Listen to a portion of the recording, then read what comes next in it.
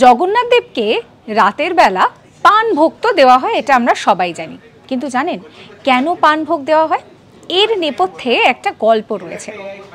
জগন্নাথ দেবের মন্দিরের বাইরে প্রভুদাস বলে একজনের পানের দোকান ছিল। তিনি রোজ প্রভুকে দেখতেন, প্রভুর কাছে যেতেন আর প্রার্থনা করতেন যে আমি কবে আপনাকে এই পান ভোগ দেব।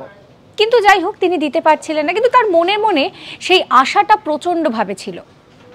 তো একদিন তিনি দেখেন যে তার দোকানে দুজন মানুষ এসেছেন। তারা ভীষণ সুন্দর সজ্জায় সজ্জিত, কানের দুলগুলো ভীষণ সুন্দর, একেবারে যাকে বলে যে রাজবেশে দুজন এসেছেন।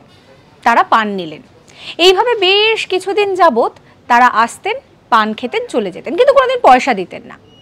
এই বিষয়টা মন্দিরের সেবায়েত বলরাম দাস একদিন দেখতে পেয়ে ওই প্রভুদাসকে গিয়ে বলেন যে আপনি রোজ দুজনকে পান খাওয়ান আমি দেখি, অথচ আপনি টাকা পয়সাও নেন না, আর এই দুজন তো এখানকার মানুষও নন। এরপর আপনি তাদের কাছ থেকে কিছু একটা চেয়ে রাখবেন। পরের দিন প্রভুদাস একটা চাদর নিয়ে নেয়। তারপরে দেখা গেল জগন্নাথ মন্দিরে পরের দিন সকালে জগন্নাথ দেবের কাছে সেই চাদরটা নিয়ে জানা গেল যে জগন্নাথ দেব তিনি পান খেতে আসতেন। এইভাবেই কিন্তু জগন্নাথ দেবকে পান ভোগ দেওয়া হয়। এরকম সমস্ত কন্টেন্টের জন্য সাবস্ক্রাইব করতে ভুলবেন না আজ তাক বাংলার ইউটিউব চ্যানেলকে।